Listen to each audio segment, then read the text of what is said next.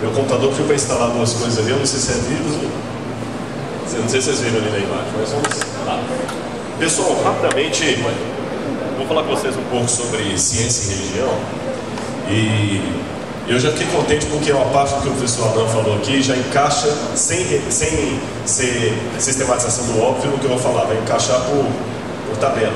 O professor Adolfo também, engraçado como o Espírito de Deus dirige as coisas, sai melhor do que o programado, sabe? Se a gente tivesse sentado os três, ó, fala isso, aquilo.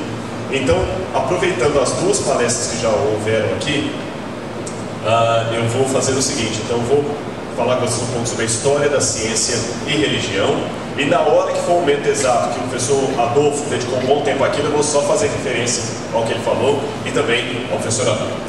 Em primeiro lugar, deixe eu dizer a vocês que desde a antiguidade os babilônios, os egípcios, os romanos já praticavam algo que nós podemos chamar de ciência. Só que muitos cientistas atuais não vão aceitar isso. Eles vão dizer que ciência é um fenômeno moderno, que não havia ciência antes. Mas será que não havia ciência antes? Eles usavam cálculos, eles faziam análise, eles obtinham resultados, inclusive na biologia.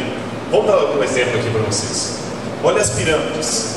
Quando você vai visitar as pirâmides do Egito, a arquitetura que construiu aquilo ali envolveu muitos cálculos matemáticos, cálculos de disposição do vento, questão eólica, disposição das pedras. Para levar essas pedras até as pirâmides do Egito, nós temos essa aqui, por exemplo, é a pirâmide de Quéops. Ela tem uma altura de, eu anotei aqui, a altura eu não coloquei em média aqui, mas são 2.300.000 blocos, alguns pesando até 15 toneladas. A média de blocos é de 1,5 toneladas. E uma coisa que me chamou a atenção, ela está no meio ali do platô de um deserto e não há ali pedras daquele jeito. Os egípcios trouxeram de longe. Para transportar isso, você só tem duas alternativas: ou ficar acreditando em história de ET, que os ETs construíram as pirâmides, ou admitir que eles tinham uma tecnologia de transporte, armazenamento, sobreposição, desenho geométrico. Esse desenho, infelizmente, pela claridade não está muito claro, mostra uma ilustração da medicina egípcia. Só para vocês terem noção, em janeiro do ano retrasado eu estive em Saqqara e eles haviam, naquela ocasião, recém-descoberto ali uma série de múmias perto dessa pirâmide aqui de Saqqara, no Egito. Essa é uma pirâmide, uma das pirâmides locais ali. E o que chamou a atenção de alguns arqueólogos egípcios é que, com algumas múmias e algumas ossadas encontradas junto com as múmias, nem todo egípcio era mumificado, elas tinham perfurações no crânio que demonstraram ser perfurações feitas por cirurgia. Quem descobriu essa turma foi o Dr. Zahi Hawass, que ele é professor da Universidade do Cairo, e o que eles deduziram usando médicos legistas, aqui o momento que estavam tirando as múmias, é que na época da 18ª dinastia havia técnicas no Egito de cirurgia do cérebro e a pessoa sobrevivia depois de ter feito uma cirurgia, uma lobotomia, alguma coisa assim. Eu não sou médico, alguns dizem que uma das formas que se sabe que a pessoa sobreviveu depois é o modo como o buraco foi fechado no osso. Se fosse uma pancada, um tiro, por exemplo, a pessoa morreu vítima de um tiro, o buraco ele fica seco, como se fosse quebrado mesmo, e morre assim. Agora, quando a pessoa tem algum buraco que ele sobrevive depois, o osso vai fazendo algum tipo de calcificação que é diferente à borda. Você percebe então que a pessoa sobreviveu durante algum tempo ainda, talvez anos depois daquilo ali. Descobriram também o uso de próteses. Esse aqui é o papiro de Edwin Smith. Ele percebeu que os médicos egípcios já tinham um sistema de colocar próteses em pessoas que tinham algum problema, faltava a perna. Aqui, por exemplo, a prótese de um pé. A pessoa não tinha pé, usava prótese. Esse aqui não tinha as pernas e usava prótese, e sobrevivia e andava. Então a medicina naquele tempo não era tão arcaica como alguém pensa, meio uga-uga, né? Aquele negócio de pedra, e eles tinham um avanço. Tales de Mileto, considerado o primeiro filósofo grego, em 585 a.C., ele previu, através de cálculos astronômicos, um eclipse solar com absoluta precisão. Anaximandro, Anaximandro chegou a fazer um desenho do mapa mundi. E olha, para quem nunca viu a Terra de cima, ele acertou bastante, né? Olha aqui a Itália, a Península Ibérica, a Europa. Eles não imaginavam a América nesse tempo, mas olha, para quem nunca viu a Terra de cima, usando uma cartografia apenas rudimentar da época, ele acertou bastante. Então, com esses dados aqui, nós chegamos à conclusão, as navegações, lá no nosso museu, no NASP, nós temos uma estatueta fenícia. Elas estão quebradas, depois vocês olhem lá, estatueta fenícia, datada de 800 anos antes de Cristo. E como se parece com a cultura andina. Parece muito, os olhos repuxados.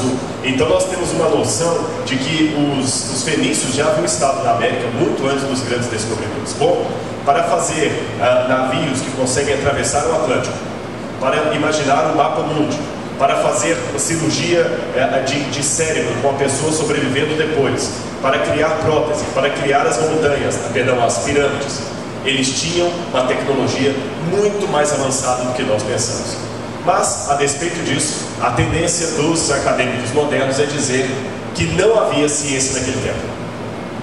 Que a ciência é um fenômeno moderno a partir do século XVI. Eu coloquei ali entre o século XIV e XV, porque no século XIV começa o renascentismo, os questionamentos da igreja, etc. A igreja católica vai perdendo muito da força dela, até chegar no século XVI, quando a ciência moderna surge.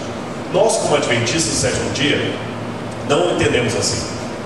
Pela nossa filosofia da história, nós não entendemos que a ciência só surgiu a partir do século XVI. Esta é a convenção aí fora. Mas já havia ciência antes. Eu vou falar por que, como adventistas do sétimo dia, nós não podemos aceitar isso. Por duas razões básicas. Primeiro, porque para nós, ciência não é apenas método de experiência. Ciência vai mais do que isso. A Bíblia já fala da ciência verdadeira e ciência falsa.